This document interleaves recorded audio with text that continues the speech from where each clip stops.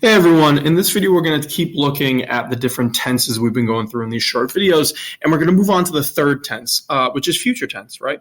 So the idea of future tense is really straightforward. We're talking about actions that haven't happened yet, right? How do we take Latin verbs and put them into the future?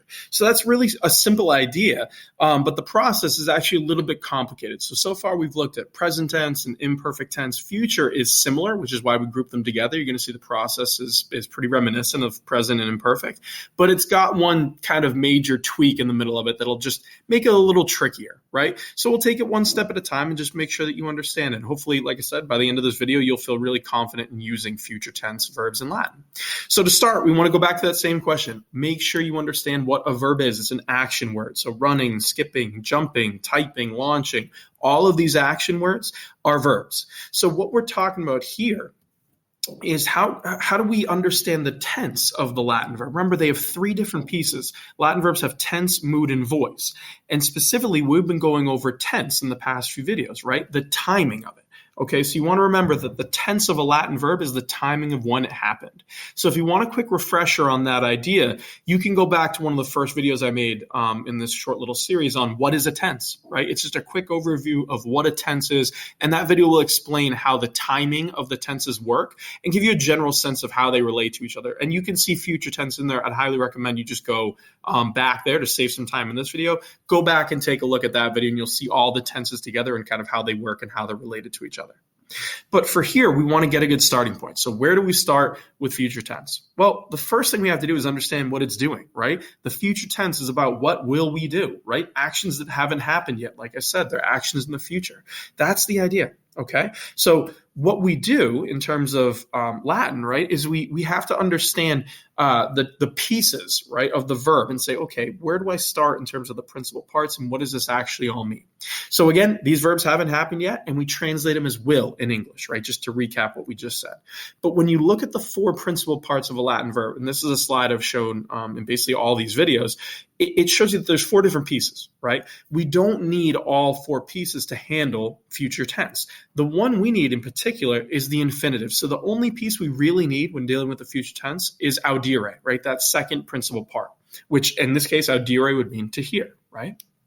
So what do? Well, we take it and we have to look at the first piece only to figure out the conjugation, right? So in other words, that first piece, I said we don't need it. You really don't for future tense conjugation. The only thing you need it for is just to be able to identify like really between a third and a third IO verb. That's the only real reason you'd need that first piece.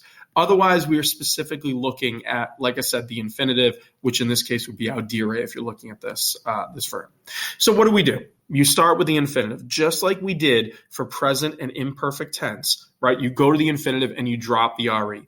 These three tenses, present, imperfect, and future, are sometimes called the present system because they start with this present stem.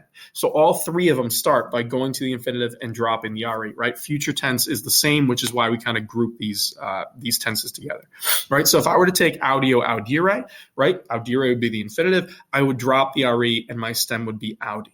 Here's some other examples of what I'm talking about. If I had ambulare, I would drop the stem to ambula. Audire again becomes audi, and sedere becomes sede. That's the first step. Get that present stem, right? Now, what we do next is dependent on conjugation. So this is a good place to pause again and just make sure that you're hearing one more time what a conjugation is. When we talk about Latin verbs, we group them together, right? And we group them by looking at the spelling of the infinitive, and more specifically, the vowel that's right in front of the RE. So a first conjugation verb is one that has a long A before the RE. Second conjugation is long ERE. Third is short ERE. And fourth is IRE. And there's another sort of mini conjugation called third IO. That would be a third conjugation verb, right? A short ERE. And the first principal part would literally end in an IO. Okay, but you just want to make sure that you've got these squared away to set you up for what we're about to do next. Okay, so this is where it comes into play. The second step when you're dealing with future tense is dependent on your conjugation. There are two different processes depending on what type of verb you have. So this is why it's really important to make sure that you understand what group, what conjugation your verb is. And it starts, again, by looking at the infinitive. If I have a first and second conjugation verb, meaning my infinitive is either a long ARE first or a long ERE second, What I do is I drop the RE, that was step one, and here I'm adding an infix. My infix will be bo, be, boo, right? This is sometimes called the baby talk tense because it sounds like, a baby talking. But this infix only applies to first and second conjugation verbs, right? So I need to be really confident I know what type of verb I have, or else you're going to go off the rails and kind of spell it wrong and go in a wrong direction. Okay, so first and second conjugation, the infix is bo, be, boo. For third and fourth, what you're doing is it's not so much an infix. You're really looking at the last vowel on your stem, right? So for a third conjugation verb, if I were to drop the RE on the infinitive, my final vowel would be an E. Okay, if it was fourth conjugation, it would be an I. What I'm saying here is you have to make sure that ending vowel on your stem is an A for first person singular and an E for all the rest of them. Right? So it's the A and 5 E's idea is really what you're getting at. So you want to just make sure that you're keeping track of which process you're using. And again, it all starts on your conjugation. So let's look at how this plays out. For first and second conjugation, this is what I'm talking about. If I had ambulare, I'd recognize that's a first conjugation verb by the ARE. I would drop the RE and my stem is ambula. Now I'm adding my infix of bo, be, boo. So I get ambula bo, ambula be, down 4 times. And then for the third person plural, ambula boo. Right? That's my infix. If it's a third or fourth conjugation verb, though, this is what I'm talking about. If I took mitere and dropped the RE, my stem is mite, I'm making sure that final vowel, the E, is an A in first person singular and an E for all the rest of them. You can pay attention to the long marks too. They're labeled here. But it's the A and 5 E's. I'm not really adding anything necessarily. I'm just making sure that it stays as an A in the first person singular and an E for the rest. This is different because if you're dealing with present tense, which is where a lot of people get confused, I would have started doing vowel flips here, like E to I and I to U and all that good stuff. That's not happening here, right? In future tense, I'm just making sure that there's an A and 5 E's, right, on the end of that stem, okay? So that's the difference between conjugations. Now what I do is I add on my personal verb endings, right? So OST, must to son, right? These are the ones we're used to. Except here, I already have an O in first and second conjugation because my first little infix is bo. And for third and fourth, it's actually not going to be an O. It's going to be the alternate of M, which is something we saw in imperfect tense, so not a major deal. But the general idea is we need to add our endings. And I'll show you right here what I'm talking about. So again, if I took ambulare, my stem is ambula, I add the bo, be, boo. Now I add on the endings of st, must to son. Again, I don't need to add an O in the first person singular because it's already there when we say bo. So for future tense, I'm going to say ambula bo, ambula bis, ambulabit, and then down the line with bimus, bitis, bun, right? I will walk, you will walk, he, she, it will walk. That's how you form the future tense for a first and second conjugation verb, right? It's not too complicated. It's just making sure that you have bo, be, boo here. So this is often compared to imperfect tense, right? It's a very similar idea where you take the stem and you add an infix. In the imperfect tense, it's ba. In the future, it's bo, be, boo. So just try to keep those two straight. One trick that might help you is some people will say the A in ba is like the A in was, which is how you translate imperfect tense. And here the I in be, bi, is like the I in will. I will do something. So maybe that trick will help you, but you just want to make sure that you keep them straight in your mind. Here's third and fourth conjugation. If I go back to mitere, drop the RE, I have mite. Now I do that little switch just to make sure I have the A and 5 E's on the end. They're highlighted in yellow here. And I add on my endings. MST, must to son. I have mita, mites, mitet, mitemus, mitetus, miten, right? I will send, you will send, and down the line. So it's two completely different processes, but either way, you're still getting at future tense, right? Which is what we're trying to do here. Okay. And if you break these words down, right, I gave you a first conjugation verb here just for fun so you can see it. But if you break down what you're doing, we did this on the imperfect tense video too. You can see the different pieces of the verb and how you get your translation. The ambula here, if I gave you ambulabis, the ambula has to do with walking. The bi, the be, is the will, the future tense infix. And the s is the person doing it, you. Right? So ambulabis, literally, if you were listening to it, again, I always tell you, if like Joe or Josephine Roman back in the day was hearing this, you'd hear ambulabis. Okay, ambula, walking, be, will, is, you. And you translate it as you will walk, right? That's the translation. So the pieces all represent important bits of information, okay? You can kind of break the verb down into the different pieces here, and you understand where we're getting this translation from. So hopefully this makes sense, and we've got the idea, okay? That was kind of a quick recap, but now it's time to do some examples. Okay, so let's just get some examples down for each conjugation so you can see this in action, and then you can practice it. So here's an example of a first conjugation verb. Okay, ambulo, ambulare. If I do future tense, this is going to the infinitive, dropping the re, and adding bo, be, boo, plus my ending. So I have ambula, bo, bis, bit, bimis, bitis, bun. I will walk, you will walk, he, she, it will walk, and down the line. Here's a second conjugation verb, sedeo, sedere. The long ere in sedere makes it second conjugation. I go to the infinitive, sedere, I drop the re, and I add on bo, be, boo, plus my ending. So I get sede bo, sede bis, bit, bimis, bitis, bun, right? I will sit, you will sit, he, she, it will sit, and down the line, okay? Here's a third conjugation verb. So here you want to recognize ascendere, short ere, third conjugation. We're not doing bo, be, boo. We're doing the a and 5 e's, right? So I go to the infinitive and I drop the re. Ascende, right, will be my stem. And I make sure that that final vowel, which is an e, is an a in first person singular and an e for everything else. So sometimes we call it the a and 5 e's. Right? So then I add on my endings. I get ascendam, ascendes, ascendet, and down the line.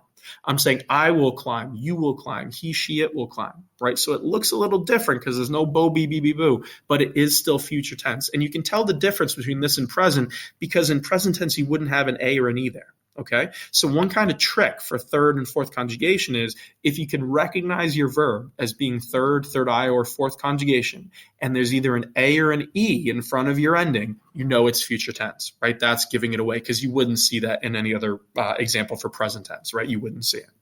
Here's a third IO verb, aripio, aripere. Again, aripere, short ere makes it third. There's literally an IO in that first principal part, aripio. So it's a third IO verb. The only difference here is I'm just keeping the I. Right? So instead of getting rid of, like an I or anything like that, I'm adding the I here. So if I go to aripere, right? Let me rephrase with the example. If I took aripere and drop the re, that stem vowel, the final vowel would be an E. I make sure it's an an A or 5 E's, right? And I just have to make sure there's an I in front of it because it's an IO verb, which is something we should be used to at this point, right? The I kind of sneaking in.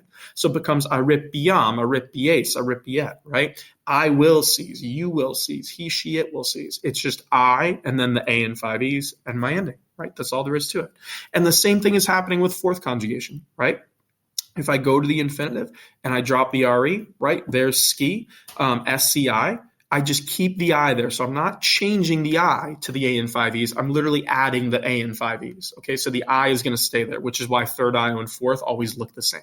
Okay, so again, I take the infinitive, skire, drop the re, I have SCI, and then I add on the A and 5 E's plus my endings. I'd get skion, skie, skiet.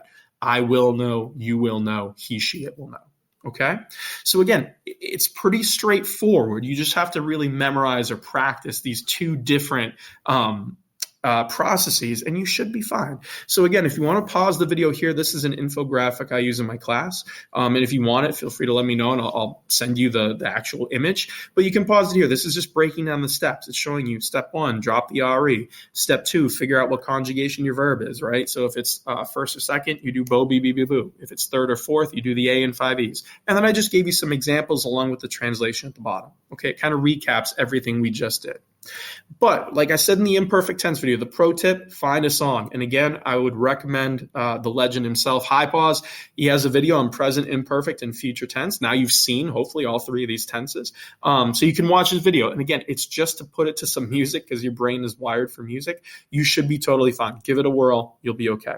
The second pro tip I would recommend is now that we're getting further and further into verb conjugations, I would highly recommend practicing on the website Magistrula. Okay?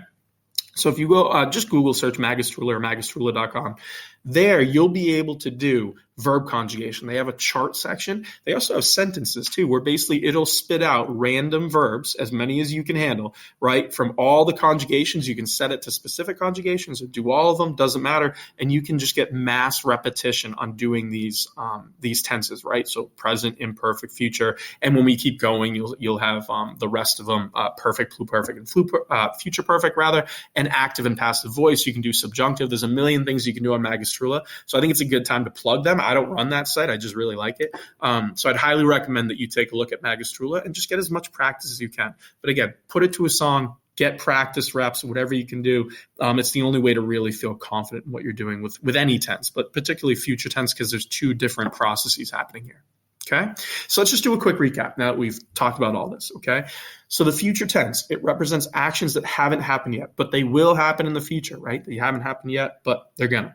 So to form the future tense, you go to the infinitive, you drop the RE, right? That's that present stem. Just like with present and imperfect, you're doing the same thing.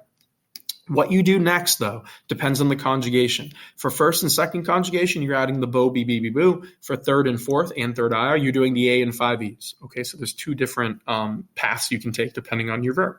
Okay, then you add on your personal verb endings, MST, must, to, so. For the first and second conjugation, you're not putting an M because bo already has an O on the end of it, so it's all set, ready to go. But for the rest of them, particularly, the A and 5Es, third and fourth conjugation, you need to add on the endings. And make sure you're translating as someone will do something. That's the whole idea. Okay, so hopefully this video helps. Just a quick recap. The only way you're going to get good at this, like I said, is through practice, though. So make sure you're practicing in whatever textbook you use or reading as much Latin as you can. Do Magistrula, whatever you can to feel really comfortable with this. And the more you practice, the better you're going to feel. And eventually you'll think this is pretty easy. It can feel a little intimidating at first because there's kind of the two routes you can take. But once you practice it, you'll get really good at this and you should be fine. Good luck.